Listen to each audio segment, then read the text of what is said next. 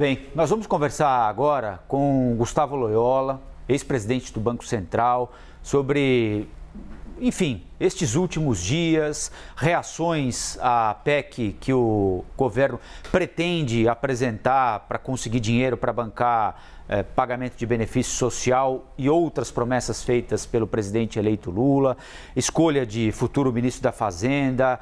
Primeiro, gostaria de agradecer a atenção do senhor aqui com a CNN. Um bom dia. Bom dia. É correto ou é precipitado entender essa PEC como um descompromisso com a política fiscal? Eu acho que é correto, isso sim, esse entendimento, descompromisso com a responsabilidade fiscal. Na sua forma original, ela aumenta o gasto público nos próximos anos, de maneira que a relação entre a dívida e o PIB cresce bastante e chega a quase 100%. Né? Então, realmente uma prova de falta de compromisso com a responsabilidade fiscal. Há outras maneiras de acomodar aí o pagamento de R$600 do auxílio, né? sem comprometer as contas públicas, né? Da maneira que a PEC estaria comprometendo. Né? E só para complementar essa pergunta, o teto de gastos é algo tão desgastado? O ministro da Economia, Paulo Guedes, chegou a falar em teto retrátil, né? Num dos furos do atual governo ao teto, alguns deles fundamentalmente necessários por causa da pandemia, né? Mas o teto de gastos é algo que deve ficar para trás, como o chamado arcabouço fiscal? É preciso desenhar uma nova regra ou esse argumento do governo eleito não é válido? É preciso ter uma regra fiscal, né? O teto de gasto é uma das opções. Ele pode ser reforçado. Nada, vamos dizer, indica que ele necessariamente estaria morto, né? Ele teve toda essa violação, vamos dizer assim, ao longo dos últimos anos, em parte bem justificada pela questão da pandemia, né?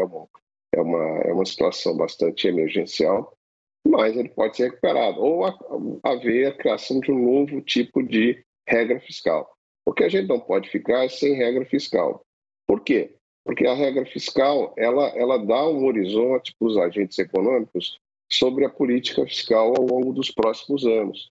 E isso traz menos incerteza, maior confiança, né?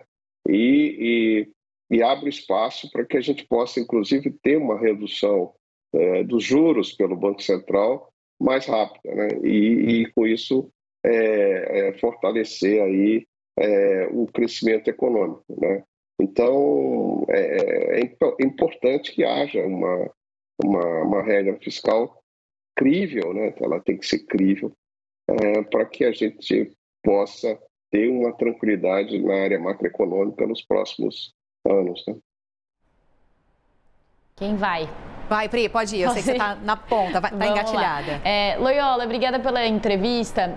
Queria te perguntar como que você acha que poderia ser feito o pagamento, né, desse auxílio do Bolsa Família em R$600, né? Porque há uma discussão de que talvez uma reforma tributária, uma tributação sobre os mais ricos, mas a gente sabe pelo histórico que é muito difícil desse tipo de projeto passar. Então, quais seriam possíveis soluções para conseguir acomodar essa despesa diante de novas regras ou com um arcabouço fiscal que não leve justamente à apreciação dos juros e, consequentemente, a inflação, que acaba prejudicando essa própria população que é beneficiada pelo auxílio, pelo Bolsa Família?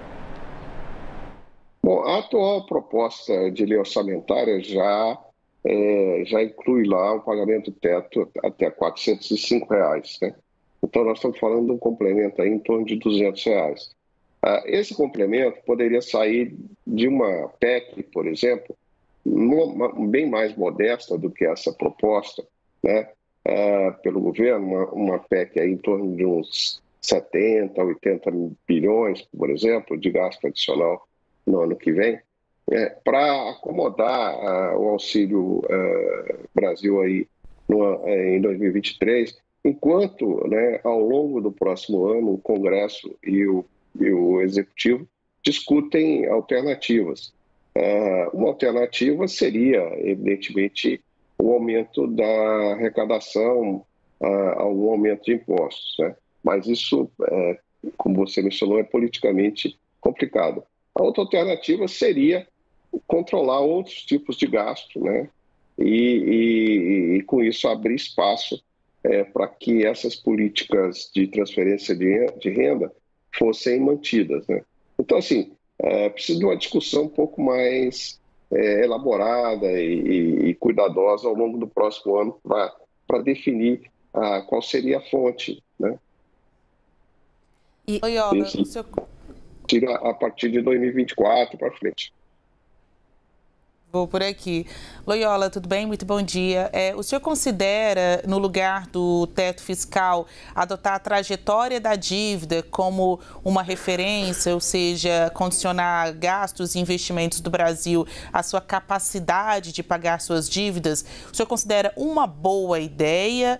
E se isso acontecer, essa mudança de política fiscal, da âncora do teto fiscal para outra, qualquer que seja esta outra ideia, em quanto tempo o senhor acha que ela já seria viável? Eu já ouvi outros especialistas, ex-presidentes do Banco Central, que dizem que levaria ainda um ano nessa troca para que realmente o Brasil pudesse se guiar por esta nova âncora fiscal. Então são essas duas perguntas. A trajetória da dívida é uma boa ideia? E em quanto tempo ela poderia substituir o atual modelo? Bom, eu particularmente não gosto da regra que associa uma regra fiscal que associada à trajetória da dívida. Por quê? Porque isso pode representar um obstáculo, vamos dizer assim, uma barreira à política monetária, né? Porque essa trajetória é afetada pela taxa de juros. Então, pode haver uma tendência no futuro de cercear a capacidade do Banco Central perseguir a sua meta de inflação, não aumentando os juros, né? Vamos dizer, para não violar essa regra. Então, eu acho que a melhor regra é aquela que associa ao próprio resultado primário do governo ou, né, a própria trajetória de crescimento da despesa, né? E eu acho que uma nova regra fiscal realmente demoraria um ano. Eu acho que o ano que vem, 2023, seria um ano de transição da regra fiscal. Então, a gente poderia pensar na nova regra sendo aplicada em 2024, né? Mas o senhor acredita que, é claro que a gente está aqui discutindo, né, possibilidades e teorias, e essa é uma discussão muito complexa, muito aprofundada, mas tem um ativo agora e esse a gente não consegue recuperar, que é o fator tempo, né, Loyola? Estamos aqui há praticamente um mês do novo governo assumir, é o último mês em que o Auxílio Brasil vale com os R$600, né, ainda com outro nome, mas é o último tempo. O ideal é que surja uma solução, qualquer que ela seja, o mais rápido possível. Ou dá para a gente arrastar ainda essa discussão até o fim de dezembro? Temos tempo para discutir isso ainda? O ideal é que haja uma solução o mais rápido possível, né? A ideia da medida provisória não é de todo ruim do ponto de vista econômico, né? Do ponto de vista político, vocês já analisaram muito bem por aí, né? Por quê? Porque daria um certo tempo, né, para que ao longo do ano que vem se aprovasse uma PEC, né? Mas, obviamente, a PEC é uma PEC mais contida, mais modesta, talvez fosse a solução ideal, ou seja, uma PEC que permitisse o pagamento dos R$600 e mais aquele auxílio que foi prometido na campanha do presidente Lula de R$150, né, por criança, né, em cada família. Então, isso poderia ser acomodado numa PEC aí, que tivesse um valor adicional aí de uns 70 a 80 bilhões para o ano que vem. Ainda não há informação, né, mas cada vez ganha mais corpo a especulação de que Fernando Haddad pode ser o ministro da Economia, o ministro da Fazenda, né, porque o ministério vai ser desmembrado novamente. Na sexta, ele representou o presidente eleito no evento da Febraban e houve ali um consenso entre alguns banqueiros ouvidos, alguns dando o nome, outros preferindo não se expor, de que eles esperavam alguma coisa a mais, além de um discurso que consideraram protocolar, né? O mercado também reagiu mal. Ele falou de menos ou o mercado está querendo demais para esse momento da transição? Olha, eu acho que talvez ele não tenha falado de menos, não. Eu acho que o mercado estava com expectativa muito alta, expectativas muito altas em relação ao que poderia ser o discurso do Haddad. Ele não está oficialmente ainda escolhido como ministro. Acredito que fosse difícil para ele entrar em detalhes vamos dizer, mais profundos sobre como poderia ser a sua gestão, ou sua eventual gestão, né?